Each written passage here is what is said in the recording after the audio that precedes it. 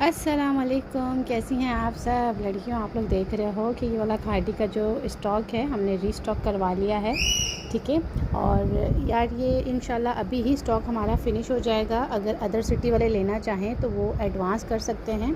अच्छा, कुछ कस्टमर्स के पार्सल जो है ना, उन्होंने कहा कोमल हमें आप मंडे भिजवा दें, ठीक है। मिले ना मिले कोई मसला नहीं, मतलब ईद से पहले मिल गया तो ठीक है, ना मिले तो कोई इशू नहीं, ईद के बाद भी हमें मिल जाए। तो अदर सिटी के यार मैं मंडे पार्सल भेज रही हूँ, ठीक है। ईद से पहले मिल गए वेल एंड गुड, नहीं मिले तो इंशाल्लाह ईद के बाद ज़रूर मिल जाएंगे। अगर ये किसी का अदर सिटी का ऑर्डर है, कल संडे है, आप लोग संडे तक वीडियो देख के अपने ऑर्डर बुक करवा लें, ठीक है। ये सेमी स्टिच होते हैं, स्टफ़ इसका खादी होता है, शर्ट एंड दुपट्टा है। ये XL, double XL, large, medium, small all sizes बनते हैं, ठीक है। अच्छा, ये 4-4.5 हज़ार का हमने खुद सेल आउट किया है। अभी हमने होल सेल चलाई हुई थी 3500 से, ठीक है। 3500 2 पीस होल सेल प्राइजेस हैं।